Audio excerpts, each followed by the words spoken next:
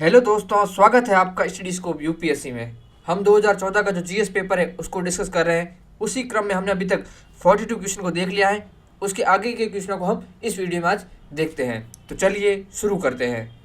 आज का हमारा पहला प्रश्न है, पवनों का मौसमी उत्क्रमण किसका प्ररूपी अभिलक्षण है।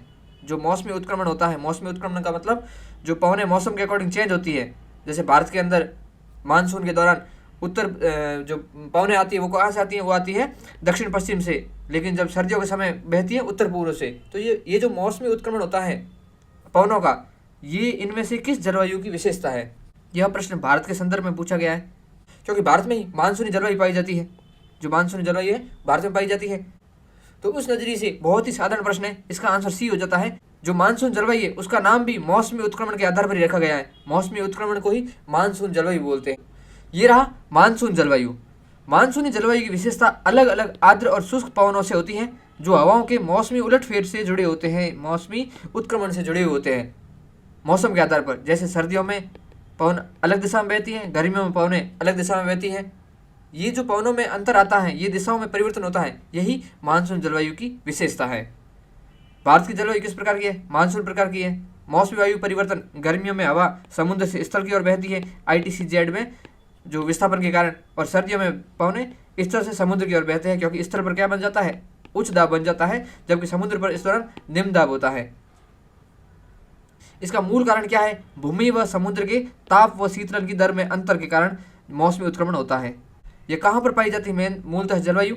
भारतीय उपमहाद्वीप में। भारतीय उपमहाद्वीप में आ जाता है अपना पाकिस्तान, आ जाता है भारत, आ जाता है श्रीलंका, बांग्लादेश, भूटान, नेपाल, ये सब आ जाते हैं। इसके अलावा Myanmar, Thailand, Laos, Cambodia, Vietnam, दक्षिण चीन, उत्तरी ऑस्ट्रेलिया में ये जलवायु मूलतः पाई जाती है।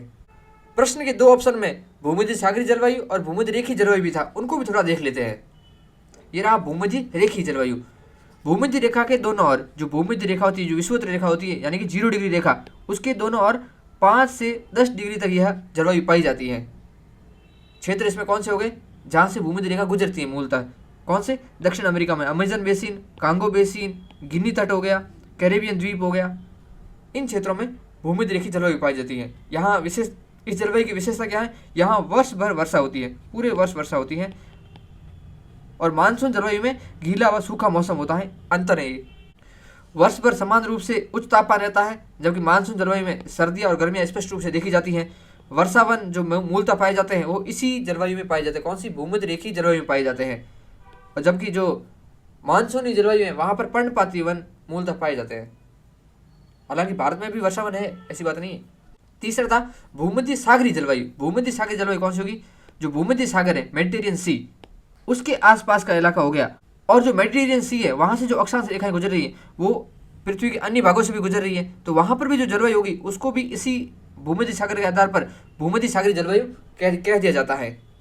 तो कहाँ पर पाई जाती है मूलतः? एक तो भूमध्य सागर वाला क्षेत्र हो गया, दूसरा मध्य व दक्षिणी कैलिफोर्निया हो गया, यहाँ से भी ये सेम अक्षांश निकलती है। मध्य चिली वाले हो गया, यानी कि जो अक्षांश उत्तरी गोलार्ध में निकलती है वही सेम अक्षांश दक्षिणी गोलार्ध में मध्य चिली वाले क्षेत्र से, या दक्षिण अफ्रीका वाले क्षेत्र, या दक्षिण पश्चिम ऑस्ट्रेलिया क्षेत्र से गुजरती है। इसलिए यहाँ की जलवायु को भी क्या बोलते हैं? भूमध्य सागरीय जलवायु बोलते हैं। महाद्वीपों के पश्चिमी भाग में 30 से 45 डिग्री अक्षांशों के बीच में पाई जाती है जलवायु। और जो भूमध्य सागरीय जलवायु है यहाँ पर उष्ण व शुष्क गर्मियाँ पाई जाती है, यानी कि गर्मियों में वर्षा नहीं होती है, जबकि मृदु व वर्षा युक्त सर्दियाँ पाई जाती है। वर्षा कब होती है? सर्दियों के दौरान होती है। तापमान इसका 25 से 10 डिग्री सेंटीग्रेड के बीच में रहता है। वार्षिक वर्षा 35 से 90 सेंटीमीटर के बीच होती है। ये इसकी मेन विशेषता हो गई। जो कोपेन वाला चैप्टर है NCERT का, वो बहुत ही ज़्यादा इंपॉर्टेंट है। मैंने पहले भी वीडियो में बोला था, उसको बहुत ही ज़्यादा अच्छे से पढ़िए, उसको रट डालिए। अभी सुदर्शन सर का एक वीडियो भी आया यूट्यूब पे 1 घंटे का, कोपेन की जलवायु संबंधित, वो भी आप देख सकते हो। तो यहाँ पर इसका आंसर हो जाता है मानसून जलवायु, क्योंकि मानसून जलवायु की विशेषताएं पवनों का मौसमी उत्क्रमण होता है। यहाँ पर चलते हैं अगले प्रश्न पर। अगला प्रश्न बहुत ही साधारण प्रश्न है। यहाँ पर किसके बारे में पूछा गया? भारत के सांस्कृतिक इतिहास के संदर्भ में पंचायतन शब्द किससे निर्दिष्ट करता है, किससे संबंधित है? तो पंचायतन वर्ड होता क्या है? जो मुख्य मंदिर होता है, मुख्य मंदिर कौन सी, नागर शैली में या द्रविड़ शैली में, वहाँ पर मुख्य मंदिर के अलावा 4 मंदिर और बने होते हैं 4 कोनों पर। इन 4 मंदिर को और मेन मुख्य मंदिर को मिला के कितने मंदिर हो गए? 5। इसे क्या बोलते हैं? पंचायतन शैली बोलते हैं मंदिर की। तो यह मंदिर रचना शैली से संबंधित है। साधारण प्रश्न। अगला प्रश्न है, निम्नलिखित नदियों पर विचार कीजिए। यहाँ पर 3 नदियाँ दी गई है, बराक, लोहित, सुबनसिरी। उपयुक्त में से कौन सी अरुणाचल प्रदेश से होकर बहती है? हमने जो 2013 के पेपर में ब्रह्मपुत्र रिवर के बारे में अच्छे से डिस्कस किया था, उसकी सभी सहायक नदियों के बारे में देखा था। तो देख लीजिए, 2013 में प्रश्न आया था ब्रह्मपुत्र रिवर से संबंधित, और उसकी सहायक नदियों के बारे में 2014 में प्रश्न आ गया। प्रश्न रिपीट होते हैं यूपीएससी में, ये बात आप गांठ बांध दीजिए। और पीवाईक्यू को तो इतना अच्छे से कर लीजिए कि पीवाईक्यू का एक एक वर्ड आपको आना चाहिए, मतलब उनको तो घोट डालिए। अगर आपने पीवाईक्यू कर लिए तो गारंटी के साथ बोल रहा हूँ, आपका प्रीलिम्स कोई नहीं रोक सकता। यहाँ पर जो लोहित और सुबनसिरी रिवर है ये जाती है अरुणाचल से होकर, जबकि जो बराक रिवर है यह नागालैंड, असम, मणिपुर और मिजोरम से होकर बहती है। तो आंसर हो जाता है इसका बी, 2 और 3। अब इनको हम थोड़ा डिटेल में देखते हैं। ये रही सुबनसिरी नदी। सुबनसिरी नदी का ओरिजिन होता है तिब्बत से, और ब्रह्मपुत्र की सहायक नदी है, और ब्रह्मपुत्र की सबसे बड़ी सहायक नदी कौन सी है? सुबनसिरी नदी है। यह तिब्बत से ओरिजिन होकर अरुणाचल में आती है, अरुणाचल से असम में यह ब्रह्मपुत्र में मिल जाती है। लोहित रिवर भी कहाँ से ओरिजिन होती है? तिब्बत से होती है। इसे द रिवर ऑफ ब्लड भी बोला जाता है, और यह अरुणाचल से होते हुए असम में आकर मिल जाती है ब्रह्मपुत्र में। अब ब्रह्मपुत्र की सहायक नदियों का नाम आ गया है, तो इसको भी थोड़ा देख लेते हैं। ब्रह्मपुत्र नदी, इसे तिब्बत में सांगपो नाम से जाना जाता है।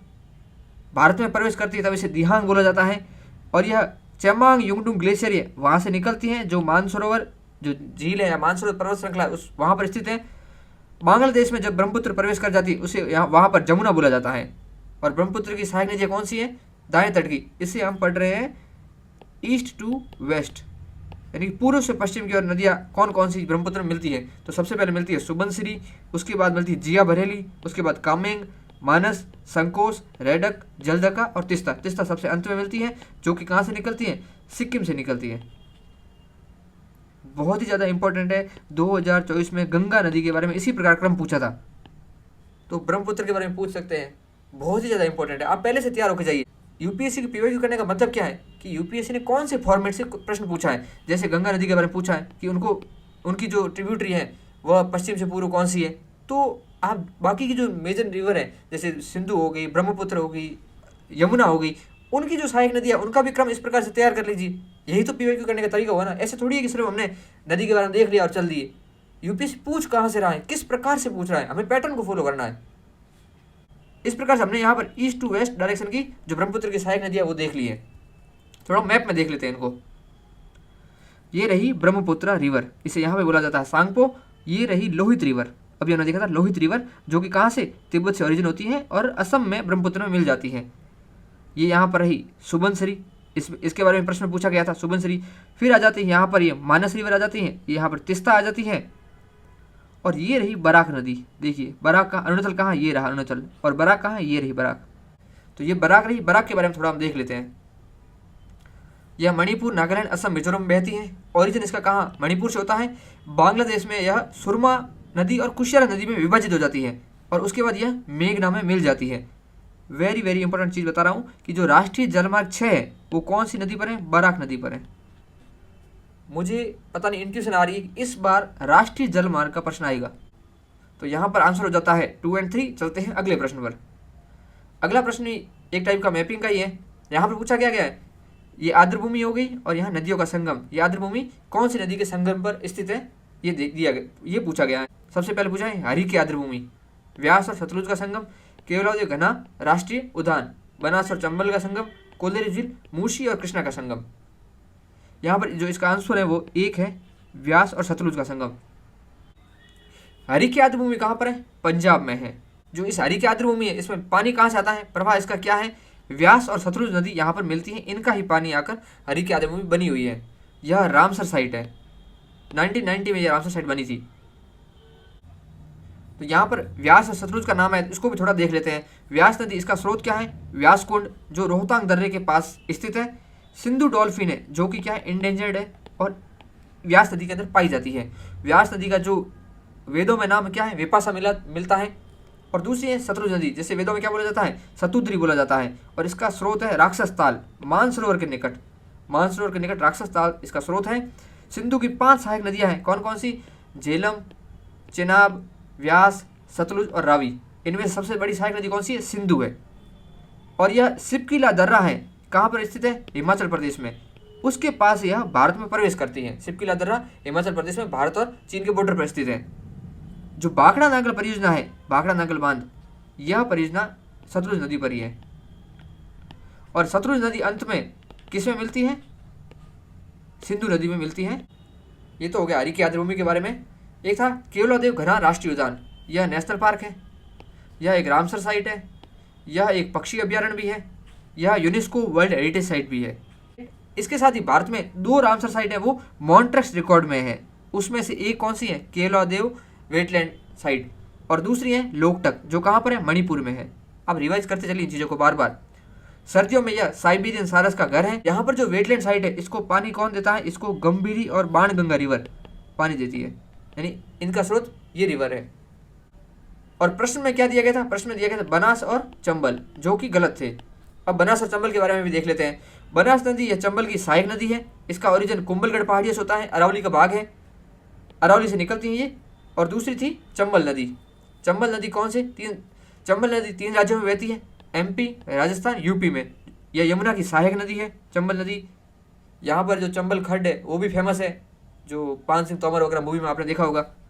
इसका उद्भव कहाँ होता है? इसका उद्भव होता है महू विंध्यचल पर्वत श्रेणी से, जो कि मध्य प्रदेश में स्थित है। इस पर बांध कौन से फेमस है? एक है गांधी सागर, राणा सागर और Jawahar Sagar, very very important. और चंबल नदी किसके लिए फेमस है? घड़ियाल के लिए फेमस है, और घड़ियाल UPSC का फेमस टॉपिक है। घड़ियाल का आयुषन स्टेटस क्या है? Critical endangered. चंबल, सोन, गिरवा नदियों में पाया जाता है मूलतः। आप ये देखिए मैप में, ये रही यमुना नदी, ये इलाहाबाद में या प्रयागराज में, प्रयागराज में कहाँ मिलती है? गंगा में मिलती है। और इसकी सहायक नदियाँ देखिए, ये रही बनास, अरावली से निकलती है, अभी हमने देखा था। ये चंबल स्वयं रही, इंदौर के पास से निकलती है चंबल, और कहाँ मिल जाती है? ये मिलती है यमुना के अंदर। और चंबल की सहायक नदियाँ और देखे थे, ये रही काली सिंध, फिर प्रभाती, फिर रही सिंध, बेतवा और केन। अब यमुना के बारे में कभी प्रश्न आ जाए, यमुना की जो सहायक नदियाँ हैं उनका क्रम बताइए, कहाँ कैसे? पश्चिम से पूर्व की ओर। तो अब आप देखिए क्या हो गया? बनास, उसके बाद आ जाता है चंबल, उसके बाद काली सिंध, उसके बाद प्रभाती, उसके बाद सिंध, उसके बाद बेतवा, उसके बाद कैन। याद रखिए आप इन चीज़ों को, ऐसे UPSC प्रश्न पूछता है। तो ये तो हो गया चंबल नदी के बारे में। अगला है कोलेरू झील। कोलेरू झील मीठे पानी की झील है, और यह कृष्णा व गोदावरी डेल्टा के बीच है। जबकि प्रश्न में पूछा गया था मूसी और कृष्णा के संगम पर स्थित है, जो कि गलत है। यह कृष्णा व गोदावरी डेल्टा के बीच स्थित है, आंध्र प्रदेश में ये है। रामसर साइट है ये एक इंपॉर्टेंट, और यह एक वन्यजीव अभ्यारण्य भी है। अब कोलेरू झील के सामने नाम क्या थे? कृष्णा नदी और मूसी नदी का नाम था, उनको भी देख लेते हैं। कृष्णा नदी है, उसका उद्गम होता है महाबलेश्वर पश्चिमी घाट से, इसका ओरिजिन होता है महाराष्ट्र में। इसकी लंबाई है 1300 किलोमीटर, यानी कि गोदावरी के बाद सबसे लंबी प्रायद्वीपी नदी कृष्णा ही है। इसकी सहायक नदियाँ हैं घाटप्रभा, मालप्रभा, कोयना, तुंगभद्रा, ये है दाएं तट की सहायक नदियाँ हैं। जबकि बाएं तट की जो फेमस नदियाँ हैं मूसी और भीमा। यह महाराष्ट्र, कर्नाटका, आंध्र प्रदेश, तेलंगाना राज्यों में बहती है। इसकी सहायक नदियों का याद रखना इंपॉर्टेंट है। कौन सी सहायक नदियाँ? घाटप्रभा, मालप्रभा, कोयना, तुंगभद्रा और मूसी और भीमा। मूसी के बारे में प्रश्न पूछा गया था, इसको थोड़ा देख लेते हैं। मूसी नदी है वो अनंतगिरी पहाड़ियों से निकलती है। अनंतगिरी पहाड़ियाँ कहाँ है? हैदराबाद के पश्चिम में स्थित है, हैदराबाद के पश्चिमी भाग में। हैदराबाद इसके तट पर स्थित है, इंपॉर्टेंट। हैदराबाद के अंदर जो शहरी बाढ़ आती है उसका कारण मूसी नदी ही है। मूसी नदी पर 2 कृत्रिम झीलें बनाई गई हैं, हिमायत सागर और हुसैन सागर। यह हैदराबाद में जो पेयजल है उसकी व्यवस्था करते हैं। ये हमने यहाँ पर जो सभी नदियों के बारे में, आर्द्रभूमि के बारे में थोड़ा थोड़ा देख लिया है। इतना ही आप देख के जाएंगे तो इनफ है UPSC के हिसाब से। UPSC ज़्यादा डिटेल में नहीं जाता, तो यहाँ पर इसका आंसर हो जाता है ओनली 1। चलते हैं अगले प्रश्न पर। अगला प्रश्न क्या है? निम्नलिखित युगों में से कौन सा एक भारतीय सर दर्शन का भाग नहीं है? 2013 के पेपर में हमने जो सर दर्शन है उनको बहुत ही अच्छे से डिस्कस किया था, और वहाँ पर पूछा गया था। ये देखिए क्वेश्चन क्या हुआ? रिपीट हुआ है। हमने अभी 2 क्वेश्चन हमने अभी तक देख लिए कि रिपीट हुए हैं, तो ये भी क्वेश्चन रिपीट है। वहाँ पर हमने सर दर्शन के बारे में देखा था, तो उनमें से कौन सा नहीं था? आंसर बहुत ज़्यादा इजी है। तो सर दर्शन में कौन है? सांख्य, योग, वैशेषिक, न्याय, मीमांसा और वेदांत, ये 6 सर दर्शन के भाग हैं। जबकि जो बौद्ध दर्शन, जैन दर्शन, लोकायत दर्शन, ये सर दर्शन का भाग नहीं है। यहाँ पर आंसर हो जाता है सी। इन जो 60 दर्शन है इनके बारे में 2013 में डिस्कस किया था, तो यहाँ पर डिस्कस नहीं करेंगे, आप वहाँ पर जाके वीडियो देख लेना। यहाँ पर लोकायत और कापालिक नाम है, इनको थोड़ा देख लेते हैं। लोकायत दर्शन, इसे चावाक दर्शन भी कहा जाता है। यह एक भौतिकवादी दर्शन है, यानी कि अध्यात्म में ये नहीं मानता, अध्यात्म को ये खारिज करता है। इसके संस्थापक बृहस्पति और उसका शिष्य चार्वाक माना जाता है। प्रत्यक्षीकरण को यह वास्तविक मानता है, जो हम प्रत्यक्ष देखते हैं या फिर जो इंद्रियों से अनुभव करते हैं उसे ही यह वास्तव मानता है। तत्व मीमांसा को यह मानता है, जिसमें पुनर्जन्म अलौकिक व्याख्याओं को खारिज करता है। जो लोकायत दर्शन है यह व्यक्तिगत तत्व को प्राथमिकता देती है। दुनिया जाए भाड़ में, सबसे पहले मेरा काम होना चाहिए, ये माइंडसेट वाले हैं लोकायत दर्शन वाले लोग। दूसरा यहाँ पर था कापालिक दर्शन। जो कापालिक है वह शैव धर्म का एक तांत्रिक गैर पौराणिक रूप था। शैव दर्शन में जो शिव भक्त होते हैं उनको गले में कपाल देखते हैं हम, तो ये जो कपाल वाले हैं वो कापालिक दर्शन वाले लोग ही है। पुरुष खोपड़ी धारण करते हैं गले में, इसलिए इनको कापालिक बोलते हैं। पुरुष खोपड़ी क्या बोलते हैं, कपाल बोलते हैं ना, कपाल, इसलिए इनको कापालिक बोला जाता है। इनकी उत्पत्ति 4वीं से 8वीं शताब्दी के बीच हुई थी। ज़्यादा इंपॉर्टेंट नहीं, जितना पता है ठीक है। चलते हैं प्रश्न पर, तो यहाँ इसका आंसर होता है सी। अगला प्रश्न देखते हैं। अगला प्रश्न पूछा गया है पहाड़ियों के बारे में और उनके क्षेत्र के बारे में।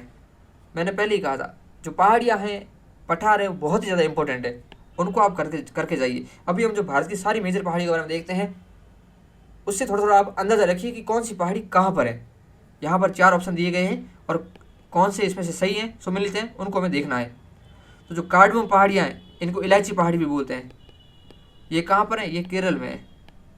और यहाँ पर क्या देखिए, कोरोमंडल तट, कोरोमंडल तट है तमिलनाडु वाले क्षेत्र में, तमिलनाडु क्षेत्र में कोरोमंडल, तो ये हो जाता है गलत, पहला गलत। दूसरा है कैमूर पहाड़ियाँ। कैमूर पहाड़ियाँ हैं बिहार यूपी बॉर्डर पे। यहाँ पर कोंकण तट, कोंकण तट कहाँ है, महाराष्ट्र गोवा वाला इलाका, ये हो जाता है गलत, दूसरा पॉइंट गलत, आंसर हो जाता है सी। महादेव पहाड़ियाँ मध्य भारत में है, मिकिर पहाड़ियाँ पूर्वोत्तर भारत में असम में है। थोड़ा इनको हम अच्छे से देख लेते हैं। ये जो यहाँ पर पहाड़ी दी गई, इतनों के बारे में आपको पता है तो इनफ है, इनफ है, और कुछ नहीं करना पहाड़ियों के बारे में। ये सारी जो रेंजेस हैं ये आपको याद होनी चाहिए। सबसे पहले हम नॉर्थ ईस्ट से शुरू करते हैं। यहाँ पर नॉर्थ ईस्ट में अरुणाचल प्रदेश के अंदर जो पहाड़ियाँ हैं वो हैं डाफला, मीरी, अबोर, मिश्मी। इनका क्रम भी याद रखना, पश्चिम से पूर्व। पश्चिम में सबसे पहले डाफला, मीरी, अबोर, मिश्मी, फिर आ जाती है पटकाई बूम, उसके नीचे आ जाती है मणिपुर हिल्स आ जाती है, उसके बाद लुसाई हिल्स आ जाती है मिजोरम के अंदर, और साथ में मेघालय के अंदर गारो खासी जयंतिया, और इसके समानांतर असम और नागालैंड बॉर्डर पे है बरेल रीजन, बरेल पहाड़ियाँ, और बरेल पहाड़ियों के ऊपर है मिकिर पहाड़ियाँ। और नागालैंड के सबसे ऊँची चोटी सारामती है, और यहाँ नामचा बरुआ रहा जहाँ से ब्रह्मपुत्र यू टर्न लेती है। कंचनजंगा इंडिया की हाईएस्ट पीक हो गई। ये नॉर्थ ईस्ट के बारे में, पहाड़ियों के बारे में हो गया। अब देखते हैं उत्तर भारत के बारे में। सबसे पहले है कराकोरम। तो इसमें उत्तर से दक्षिण का क्रम क्या है, सबसे कराकोरम, लद्दाख, जास्कर, ग्रेट हिमालय, फिर पीर पंजाल, धौलाधर, शिवालिक रेंज, यहाँ कैलाश रेंज आ जाती है इंपॉर्टेंट। उसके साथ ही आ जाती है यहाँ पर अरावली रेंज आ जाती है, जिसकी सबसे ऊंची चोटी है गुरु शिखर। यूपी से इसके बारे में पूछ चुका है। जो प्रश्न में पूछा गया था वो था कैमूर रेंज। ये रहा कैमूर रेंज, कहाँ पर है, एमपी, यूपी और बिहार बॉर्डर के पास। ये यहाँ पर थोड़ा छोटा दे रखा है, ये थोड़ी ऐसी फैली हुई है। इसके बाद इधर बिहार में आ जाती है मिलन हिल्स, यहाँ राजमहल पहाड़ियाँ आ जाती हैं वेस्ट बंगाल झारखंड साइड, रामगढ़ पहाड़ियाँ झारखंड छत्तीसगढ़ साइड, डाफला हिल्स, बादाम पहाड़ ये आ गया आपकी वेस्ट बंगाल में, और गरजात हिल्स उड़ीसा के अंदर, नयागढ़ हिल्स उड़ीसा आंध्र प्रदेश में, और मध्य भारत में देखिए ये विंध्य रेंज रहेगी और नीचे रहेगी सतपुड़ा, और इसके बीच से निकलती है नर्मदा, सतपुड़ा के नीचे से निकलती है ताप्ती। इधर ग्वालीगढ़ हिल हो गया, महादेव हिल हो गया, Mehkar hills very very important, और अमरकंटक रह गया जहाँ से नर्मदा और सोन नदियाँ निकलती हैं। इधर अजंता रेंज हो गई, वगुरा नदी है यहाँ पर, निर्मल रेंज, बालाघाट रेंज महाराष्ट्र के अंदर है, हरिश्चंद्र हिल्स महाराष्ट्र के अंदर, और ये आ गया पश्चिमी घाट, ये यहाँ पूर्वी घाट टूटा हुआ। पूर्वी घाट के अंदर जो नीचे वाली पहाड़ियाँ हैं उसमें है पापीकोंडा, नागरी, जावदी, सेवरॉय, पंचमलाई, पालानी, और इधर बाबा बुदन पहाड़ियाँ हो गई जहाँ पर कॉफ़ी की खेती फेमस है। ये रहा यहाँ पर कोंकण तट है, ये मालाबार तट हो गया, ये है कोरोमंडल तट तमिलनाडु साइड, ये रही कार्डमम हिल्स, कोरोमंडल तट इस साइड है जबकि कार्डमम हिल्स मालाबार साइड है। यहाँ पर हमने थोड़ा फास्ट देखा टेलीग्राम ग्रुप में मैं यह फ़ोटो भेज दूंगा, वहाँ से आप इन पहाड़ी के बारे में अच्छे से देख लेना और इनको अच्छे से याद कर लेना, ये बहुत ही ज़्यादा इम्पोर्टेंट है। तो यहाँ पर इसका आंसर होता है 3 एंड 4। चलते हैं अगले प्रश्न पर। अगला प्रश्न भी बहुत ही साधारण प्रश्न है। भारत के संविधान की निम्नलिखित में से कौन सी अनुसूची में दल बदल विरोधी विषयक उपबंध है? 52वें संविधान संशोधन के माध्यम से दल बदल विरोधी विषयक जोड़े गए थे और इसके साथ कौन सी अनुसूची जोड़ी गई थी? वो थी 10वीं अनुसूची। आंसर है इसका डी। अब थोड़ा अनुसूचियों के बारे में भी देख लेते हैं। प्रथम अनुसूची है वह बात करती है राज्य और संघ राज्य क्षेत्रों के बारे में। जो दूसरी अनुसूची है वह इन सभी की क्या परिलब्धियां भत्ते आदि की बात करती है। तीसरी अनुसूची शपथ प्रतिज्ञा की बात करती है किसके? संघ के मंत्री, संसद के निर्वाचन अभ्यर्थी, संसद के सदस्य, सर्वोच्च न्यायालय के न्यायाधीश, राज्य मंत्री, राज्य विधानमंडल के सदस्य, उच्च न्यायालय के न्यायाधीश आदि के बारे में। चौथी अनुसूची आ गई राज्यसभा में सीटों का आवंटन राज्य और केंद्र शासित प्रदेशों के बीच में। 5वीं अनुसूची आ जाती है अनुसूचित क्षेत्र और अनुसूचित जनजातियों के प्रशासन और नियंत्रण के बारे में उपबंध है। 6ठी अनुसूची में असम, मेघालय, त्रिपुरा, मिजोरम राज्यों में जनजातीय क्षेत्रों के प्रशासन के बारे में उपबंध है। 7वीं अनुसूची में हो गया संघ सूची, राज्य सूची, संवर्ती सूची के बारे में। 8वीं अनुसूची में मान्यता प्राप्त भाषाओं के बारे में है और 9वीं अनुसूची है विशिष्ट अधिनियमों और विनियमों के सत्यापन के प्रावधान जिन्हें पहले संविधान संशोधन के माध्यम से जोड़ा गया था। 10वीं अनुसूची अभी जो 52वें संविधान संशोधन के माध्यम से जोड़ा गया दल परिवर्तन के आधार पर दृढ़ता के बारे में उपबंध है इसमें।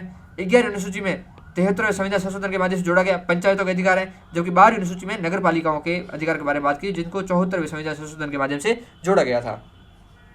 हमारा अगला प्रश्न है जैव विविधता के साथ साथ मनुष्य के परंपरागत जीवन के संरक्षण के लिए सबसे महत्वपूर्ण रणनीतिक निम्नलिखित में से किस एक की स्थापना करने में निहित है?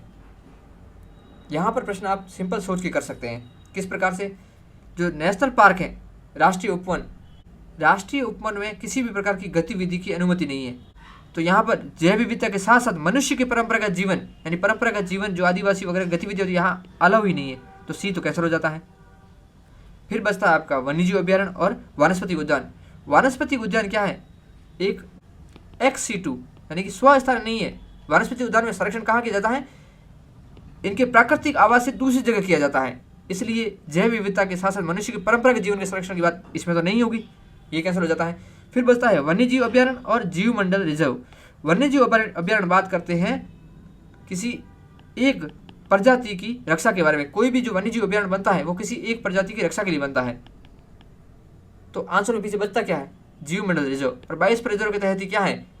इसमें मानव और प्रकृति के सह अस्तित्व पर आधारित है। यह किस पर आधारित है? मानव और प्रकृति के सह अस्तित्व, उनके साथ साथ अस्तित्व बनाते हुए किसका? जो मनुष्य के परंपरागत जीवन का संरक्षण भी करना है, साथ ही साथ जैव विविधता का भी संरक्षण करना है। जो जैव मंडल रिजर्व है भारत के अंदर कितने हैं? 18 हैं। और यूनेस्को का प्रोग्राम है man and biosphere reserve MAB। इस प्रोग्राम के तहत जो जैव मंडल रिजर्व है इसकी घोषणा की शुरुआत हुई।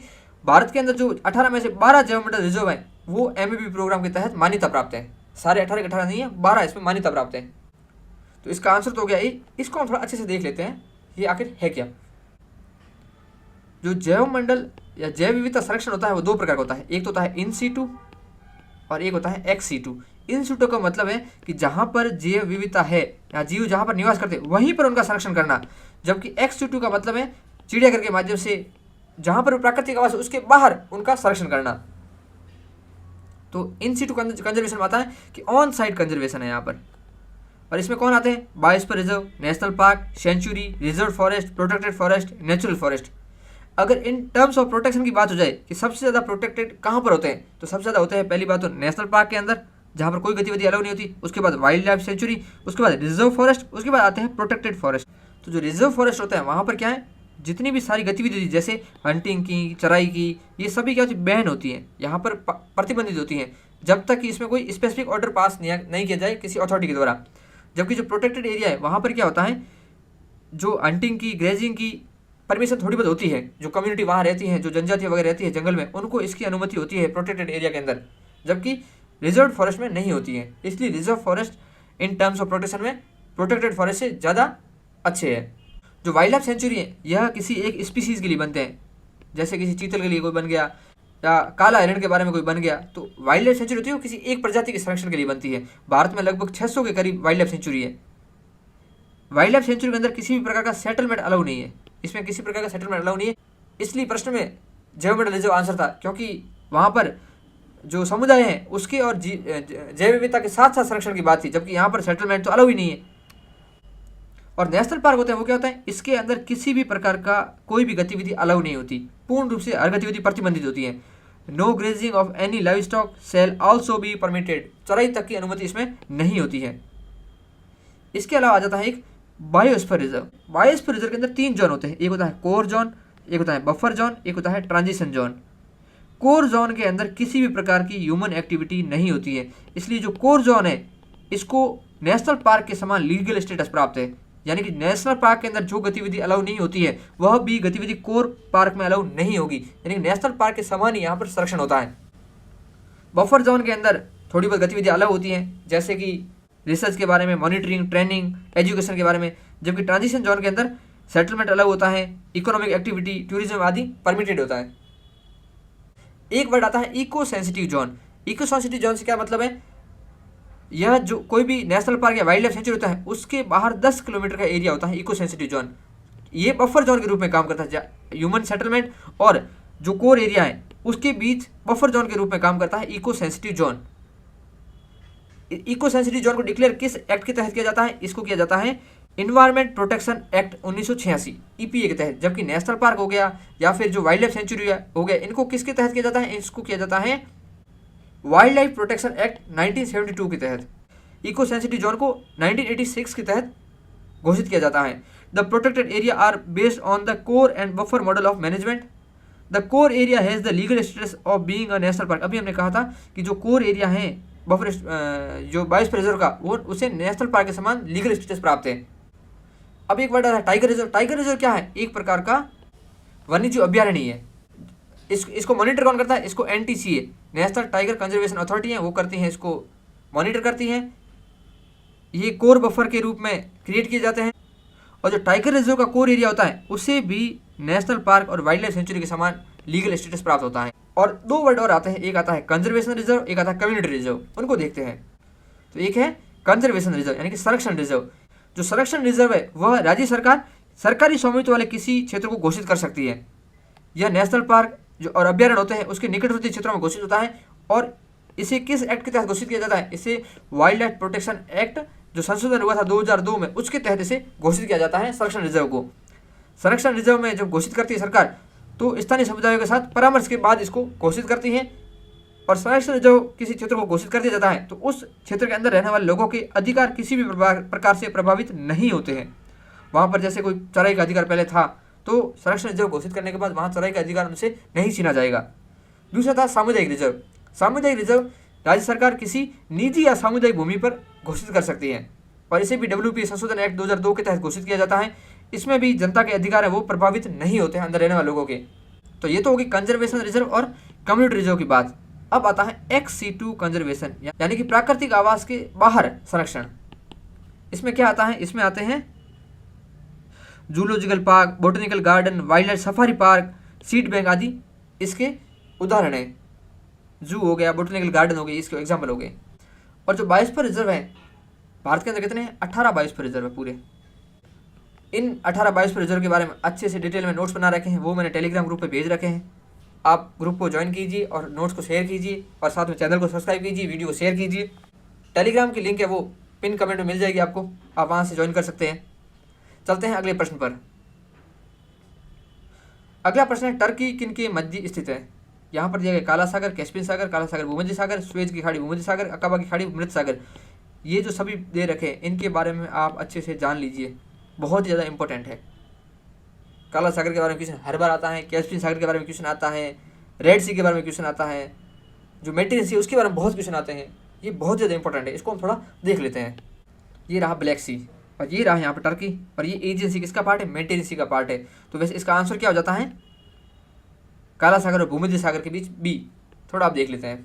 जो ब्लैक सी है इसको टच करने वाले कंट्री कौन से हैं, इसमें है, इसका फॉर्मूला है burger T. Bulgaria, Romania, Ukraine, Russia, Georgia और टर्की। बर्गर टी इसमें 3 सी आते हैं, एक आता है सी ऑफ अजो, एक आता है सी ऑफ मरमरा, एक आता है एजियन सी। जो सी ऑफ अजो और ब्लैक सी के बीच में जोड़ने वाली स्टेट कौन सी है, ये है कर्च स्ट्रेट, इंपॉर्टेंट। कौन सी स्ट्रेट है? कर्च स्ट्रेट, सी ऑफ अजो और ब्लैक सी को जोड़ती है। ब्लैक सी और ये मरमरा सी है, इसको जोड़ने वाली स्ट्रेट कौन सी है? Bosphorus straight. और मरमरा सी और एजियन सी को जोड़ती हैं डार्डेनेल्स स्ट्रेट। और ये रहा टर्की, ये एजियन सी रहा जो कि भूमध्य सागर का पार्ट है, इंपॉर्टेंट है, रट लेना आप इनको। दूसरा वहाँ वर्ड था एक कैस्पियन सी। कैस्पियन सी की कंट्री की ट्रिक है तारीख। टी से आ गया तुर्कमेनिस्तान, ए से आ गया अजरबैजान, आर से आ गया रशिया, आई से आ गया ईरान और के से आ गया कजाकिस्तान। और ये रहा कैस्पियन सी, ये रही नेबरिंग कंट्री, इंपॉर्टेंट। एक था मेडिटेरियन सी।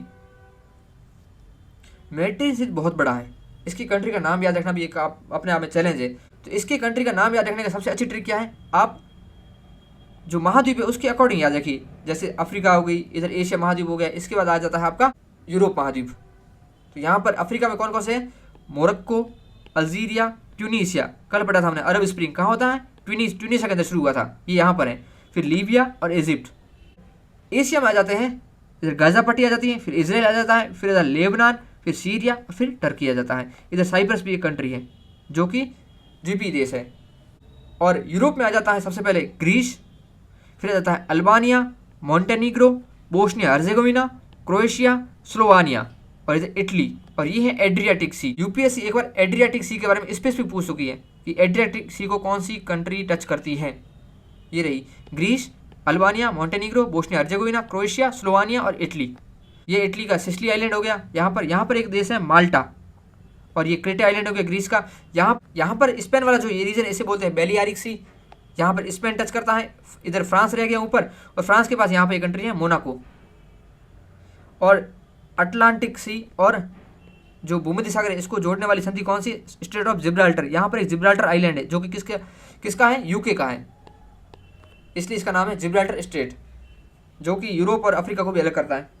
प्रश्न में अकाबा और गल्फ ऑफ सुएज के बारे में पूछा गया, उसको भी देख लेते हैं। यहाँ पर जो ये रीजन है इसे बोलते हैं gulf of Aqaba. Gulf of Aqaba जिसको कौन टच करता है? जिसको टच करता है एक तो सऊदी अरेबिया, जॉर्डन, इजराइल और इजिप्ट। और गल्फ ऑफ सुएज को कौन टच करता है? इसे इजिप्ट ही करता है। और गल्फ ऑफ सुएज और गल्फ ऑफ अकाबा के बीच जो ये रीजन है इसे बोलते हैं सिनाई पेनिनसुला। कभी यूपीएससी पूछे कि सिनाई पेनिनसुला कहाँ पर है, तो गल्फ ऑफ सुएज और गल्फ ऑफ अकाबा के बीच में है। ये रहा रेड सी। रेड सी को कौन टच करते हैं? हमने 2013 पेपर में डिस्कस किया था। Saudi Arab, Egypt, Sudan, Eritrea, Yemen, Djibouti, Somalia. Ethiopia है, यहाँ पर इथियोपिया ये टच नहीं करता है। अब याद रखना, इथियोपिया रेड सी या किसी भी सी को टच नहीं करता है। ये गल्फ ऑफ अदन होगी, ये रेड सी होगी। इनको जोड़ने वाला स्टेट कौन सा है? बाब अल मंदेब स्टेट, इंपॉर्टेंट है। यहाँ पर जो ये आइलैंड है ये है सोकोत्रा आइलैंड, याद रखना इसको भी, ये यमन का आइलैंड है। और प्रश्न में डेड सी के बारे में पूछा गया था, तो ये रहा यहाँ पर डेड सी। डेड सी को कौन टच करता है? इजराइल टच करता है, जॉर्डन टच करता है और पैलेस्टीन टच करता है। यहाँ पर सी ऑफ गैलिली है इस जगह, वो भी याद रखना। सी ऑफ गैलिली से जॉर्डन रिवर निकलती है जो किस में जाकर गिरती है? डेड सी में गिरती है। चलते हैं प्रश्न पर, तो इसका आंसर था बी। चलते हैं अगले प्रश्न पर। हमारा अगला प्रश्न है, दक्षिण पूर्व एशिया में दक्षिण से उत्तर की ओर जाने पर नीचे दिए गए नगरों का सही स्थिति क्रम क्या है? ये 4 राजधानी है, किसकी? आसियान कंट्री की। तो आसियान कंट्री में जब उत्तर से, आसियान कंट्री जो देश है उसमें जब दक्षिण से उत्तर की ओर जाते हैं तो इनका क्रम देखना कि पहले कौन आता है उसके बाद कौन आता है। तो आपको सभी आसियान कंट्री की राजधानी याद होनी चाहिए, साथ में उसका कहाँ पर स्थिति है वो भी थोड़ी थोड़ी याद होनी ही चाहिए, क्योंकि यूपीएससी पूछ चुका है। यूपीएससी का फेवरेट टॉपिक है आसियान भी। तो मैप में देखते हैं थोड़ा इनको। ये रहा आसियान कंट्री का मैप। तो प्रश्न में पूछा गया था दक्षिण से उत्तर की ओर। सबसे पहले आता है जकार्ता जो कि इंडोनेशिया की राजधानी है, फिर आती है सिंगापुर, सिंगापुर की राजधानी, फिर आता है मलेशिया की राजधानी कुलालमपुर, फिर आता है कम्बोडिया की राजधानी नोमपेह, फिर आ जाती है आपकी थाईलैंड की राजधानी बैंकॉक, फिर आता है म्यांमार की राजधानी नेपिडाउ, फिर लाओस की राजधानी वियतिन और वियतनाम की राजधानी हनोई, और इधर साइड में आ जाती है फिलीपींस की राजधानी मनीला जो कि बैंकॉक के बाद में आती है।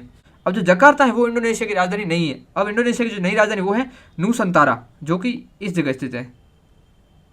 तो प्रश्न पूछा गया था कि इनका क्रम क्या है। तो सबसे पहले क्या था? जकार्ता 3 नंबर, 3 का है सबसे पहले। बी और सी में ए और बी कट गए। फिर पूछा था हनोई वियतनाम की सबसे ऊपर थी हनोई, तो हनोई का सबसे लास्ट के अंदर, तो आंसर हो गया सी।